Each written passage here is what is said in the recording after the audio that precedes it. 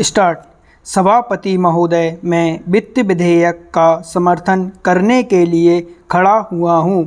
विश्व की बिगड़ती हुई अर्थव्यवस्था को ध्यान में रखते हुए देश की अर्थव्यवस्था को बचाने के लिए माननीय वित्त मंत्री जी और उनके सहयोगी जिस सूझबूझ से काम कर रहे हैं, उसके लिए मैं वित्त मंत्रालय के तीनों मंत्रियों को बधाई देता हूँ।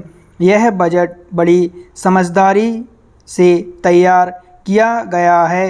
बजट में 20 सूत्री कार्यक्रम का, जिसका हर वर्ग और हर राजनीतिक पार्टी में स्वागत है, समावेश किया गया है। सस्ते भाव की दुकान खोलने और ग्रामीण क्षेत्रों में उद्योग लगाने की ओर ध्यान देकर ग्रामीण लोगों और नौजवानों के शहरों की ओर भागने पर रोक लगाने का प्रयत्न किया गया है। ग्रामीण विकास में 25% की वृद्धि हमारी प्रगति का प्रतीक है।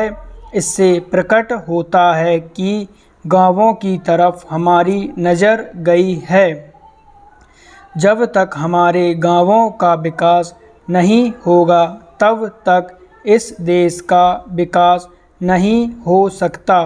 इस बजट में मध्यम वर्ग के लोगों का ध्यान रखा गया है।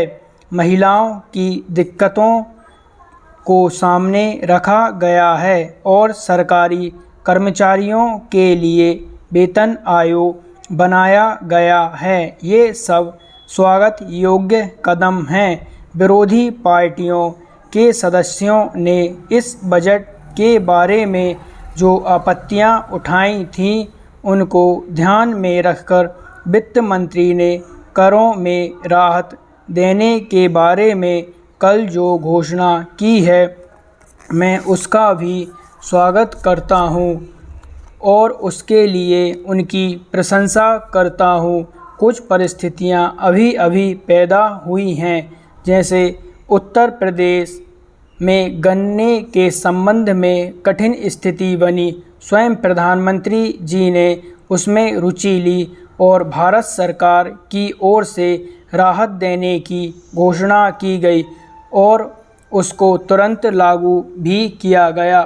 साथ ही साथ महाराष्ट्र में कपास की जो स्थिति पैदा हुई, उसको भी ध्यान में रखते हुए माननीय वित्त मंत्री जी ने रिजर्व बैंक को 12 करोड़ रुपए की सहायता देने का आदेश दिया।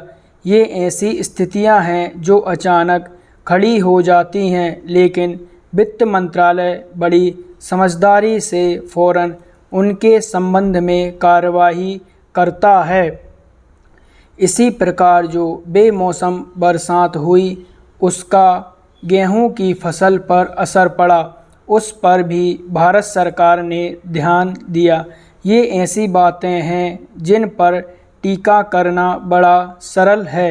हर व्यक्ति अपने क्षेत्र में विकास चाहता है, लेकिन दूसरी ओर करों की आलोचना भी की जाती है।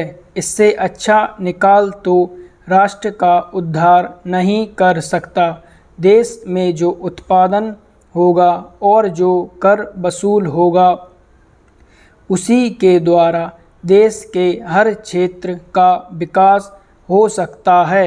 यदि कर बढ़ते हैं तो विरोधी दल उसकी आलोचना करते हैं, लेकिन यदि हम सारे बजट पर निष्पक्ष होकर विचार करें तो हम देखेंगे कि यह बजट हर दृष्टि से बहुत ही सुंदर और स्वागत योग्य बजट है। स्टॉप।